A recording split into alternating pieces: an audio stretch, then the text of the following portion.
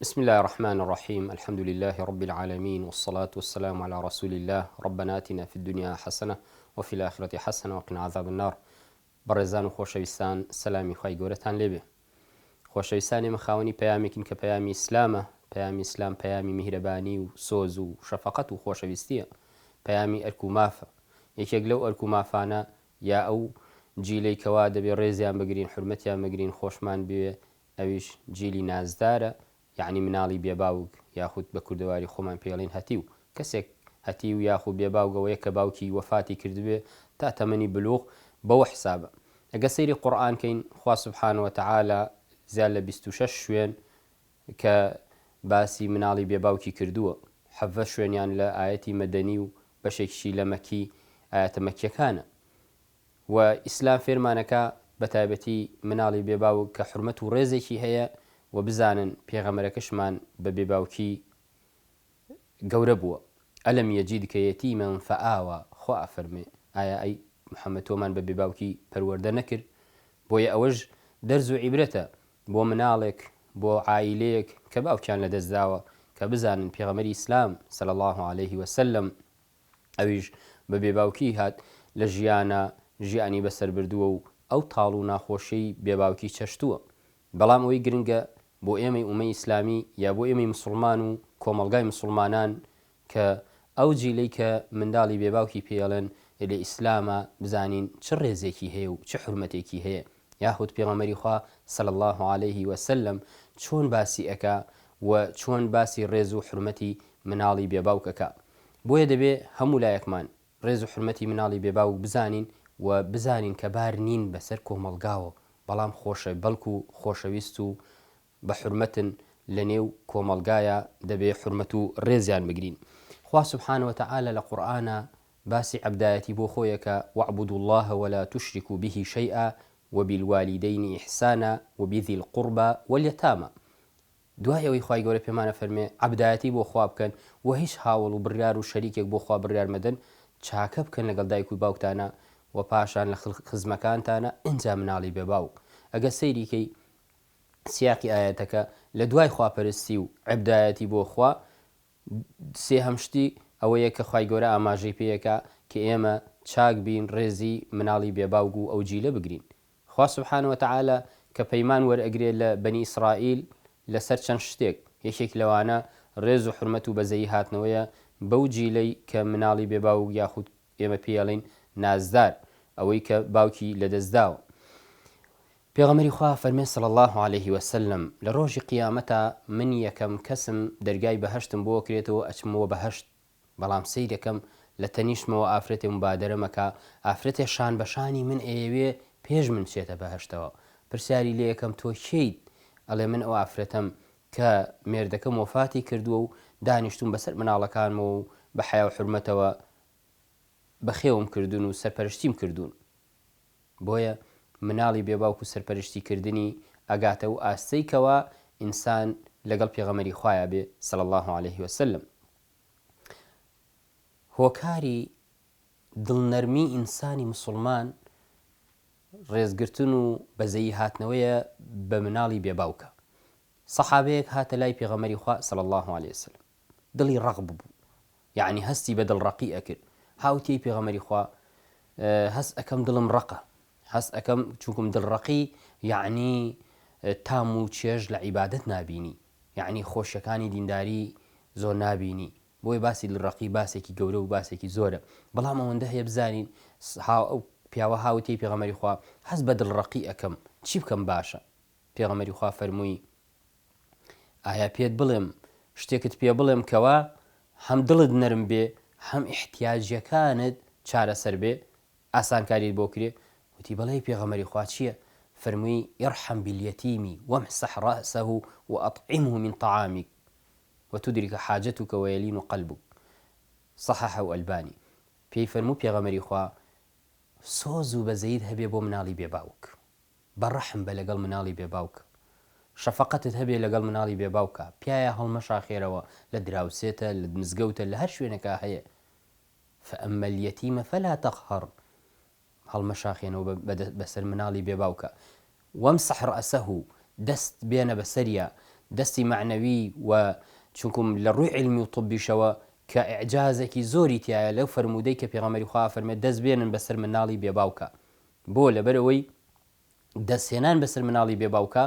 لە ڕووی علمیەوە ئینسان ئاسوودە ئەبێ و ئینسان هەز بە مردوو ئەکا هەز بە بیرکردنەوەی مردنی بئێتەوە یاد ئەبینێ بیر ئەکاتەوە ئەم مناڵی کە منداڵێکی بێباوکە دەستێنێ بەسەریا لەو کاتە بیری مردنی ئەکەوێتەوە و بیری بێباوکی ئەکەوێتەوە بۆیە بەڕێزان بەتایبەتی ئەوەی کە باوکیشی نییە ئەوە مژدەیەکە بۆ مناڵی بێباوک کە بزانێ ئیمامی شافعی ئیمامی ئەحمەد ئیمامی بوخاری ئیبن القەیم زۆرێک لەو زانا بەڕێزانە هەر بە مناڵی باوکیان وفاتی کردووە و بەبێ باوکی پەروەردە بوون بەڵام ئێستا عالمی گەورە و زانای گەورن لەسەروی هەمووشیانەوە پێغەمبەری ئیسلام صلی الله عليه وسلم کەواتە ئێمە بمانەوێ دڵمان نەرم بێ حەز بە تام و چێژ عیبادەتکەین بمانەوێ کار ئاسانیمان بۆ کرێ لە ئیشەکانمانە بە ڕێز و حرمەتی مناڵی بێباوک بگرین دەستی ڕەحم و سۆز و بەزەی بێنین بەسەریانە و بەزەیمان پیانە بێتەوە چونکم ئەو ڕێزەی پێغەمبەری خوا فێرمانەکە دەبێ ئەو ڕێزە ئەنجام بدەین ئەگەر بمانەوێ ڕێگەی بەهەش بگرین دەبێ ڕێز و بەزەیمان بە مناڵی بێباوکە بێتەوە پێغەمبەری خوا فێرمانەکە دەفەرمێ ئەنا وەکافل اليتیمی کەهاتەینی فی الجەنەتی وأشار بالسبابة والوسطى فەرمووی هەر کەسێک کەفالەتی مناڵێکی بێباو بکە یعنی مناڵێکی بێباو بگرێتە ئەستۆ خزمەتی کە بەخێوی کە بودجەیەکی بۆ دابین کە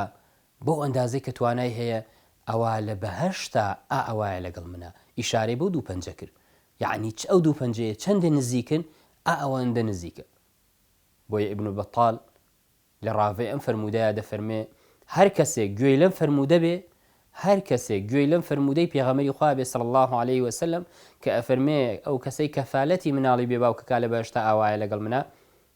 حەقە ئیش بەو فەرمودە بکە یعنی حەقە هەوڵی بۆ لەبەر ئەوەی لە ڕۆژی قیامەتا و لە بەهەشتا هیچ شتێک گەورەتر و فەزڵ و نیعمەت لەوە نیعمەتتر نییە و لەوە گەورەتر نییە لەوە فەزڵدارتر نییە کە ئینسان لە قیامەتا یا لە بەهەشتا بێتە ڕەفیقی پێغەمبەر و پێغەمبەران عەلەیهیمو الصەلاة وەسەلام بەچی بەو ڕێز و حورمەت و بەزەی هاتنەوە بە مناڵی بێباوکە بۆیە هاوڵان کاتێک کە فەرمودەیەکیان نەبیست هەوڵیانەیە زوو تەطبیقیکەن ئیمامی جەعفەر مامی پێغەمبەری خوا کاتێک کە وەفاتی کرد 11 کچی لێ بەجێمە 11 کچ پێغەمبەری خوا فەرمووی کێ هەیە کەفالەتی مناڵەکانی جەعفەر بکە سێ هاوڵی بەڕێز هەرسێکیان منافەسەیان بوو ئەوەی منەی پێغەمبەری خوا ئەوەی منەی پێغەمبەری خوا کەفالەتیان نەکەم ئەو سێ هاوڵە سەرمایەداریش نەبوون بەڕێزان دەوڵەمەندێکی وا نەبوون کە بڵێ پارێکی زۆریان هەیە لەفەرمێ سێ هاوڵ بوون سێ سەحابە بوون کە مبادرەیانێکی کە مسابقەیان نەکرد منافەسەیانە کە مناڵەکانی جەعفەر بەخێوکەن هەرسێکیان یەک لە یەک فەقیرتر بوون یەک لە یەک هەژارتر بوون لە ڕووی مادیەوە بەڵام ئەزانن تامون چێژی ڕەفیقایەتی پێغەمبەری خوا چەندێک گەورەیە بۆیە حەزیان نەکرد ئەو بەرەکەتە یا ئەو پشکە خەیر و چاکەیە بەر ئەوان بکەوێت کەواتە ئێمەی مسلمان و کۆمەڵگای مسلمانی ئێمە ئەو جیلی کە هەمانە باوکی لە دەستداوە منداڵێکە کچێکە عائیلەیەکە چەند مناڵێکی هەیە با بزانین لە هەر کۆڵان و کوچێکمانە هەبێ لە مزگەوتمانە هەبێ ڕێزیان بگرین حورمەتیان بگرین بەزەیمانە پێیانە بێتەوە و دەستی سۆز و میهرەبانی بێنین بەسەریانە و لەو خواردنەی کە خۆمان هەمانە کە پێغەمبەری خوا فەرمێ بەشیان بدەین و خزمەتیان بکەین چونکم کەفالەت و ڕێزگرتن و حورمەتی مناڵی بێباوک بەجێهێنانی ئەمری پێغەمبەری خوایە صلی الله عليه وسلم بگوێڕایەڵی فەرمایشتی پێغەمبەری خوایە صلی الله عليه وسلم ڕفیقایەتی پێغەمبەری خوایە چونکم هەر کەسێکمان بیەوێ ڕفیقی پێغەمبەری خوا بێ با سۆز و بەزەیمان هەبێ بۆ ئەو جیلەی کە مناڵی نازدار و بێباوکە چونکم پێغەمبەرەکەمان صلی الله عليه وسلم بە بێباوکی گەورە بووە و پاشان ئەو هەموو زانا بەڕێزە و ئێمەش کۆمەڵگایەکی بە سۆز و بە ڕەحمین بە تایبەتی کۆمەڵگای کوردەواری پابەندین بە شەریعەتی ئیسلامیشەوە کەواتە هەرێکی لە ئاستی خۆمانەوە منداڵێکی بێباوک لە هەر شوێنێکە هەیە بە ئەندازەیەکی کەمیش بێ ڕێز و حرمەتی بگرین هاوکار بین کەفالەتێ بکەین بۆ ئەوەی بەر ئەو فەرمودە و مژدانەی پێغەمبەری خوا بکەوین و مناڵی بێباوکیش کچی بێباوک کوڕی بێباوک ئاگادار بێ مادەم پێغەمبەرەکەمان صلی الله عليه وسلم بە بێباوکی گەورە بووە دڵخۆش بن بەوەی کەوا پابند من بە ئیسلام و دینداری خواپەرستی و ئەو دایکەی ئەو ئافرەتێکی کە مێردەکەی لە دەستداوە دڵخۆش بێ بەوەی پێغەمبەری خوا فەرمێ ئەو ئافرەتە مسابقە و پێشبڕکێیەکی لەگەڵ منا بۆ بەهەشت بۆ لەبەرەوەی بەسەر کۆمەڵێ مناڵی بێباوک و مناڵی هەتیەوە دانیشتۆ بۆ ئەوی گەورەیان کا و بە حیا و حرمەتەوە بیان خاتە ماڵی خۆی ئەمانە هەمووی فەزڵ و گەورەین و ئیسلام فێرمانەکە پێغەمبەری خوا فێرمانەکە ئەو ڕێز و حرمەتە ئەو بەشە گەورەیە ئەو پشکە جوانە بۆ خۆمان بچڕین خوای گەورە هەموو لایەکمان عاقبەت خێرکە والسلام علیکم ورحمة الله وبركاته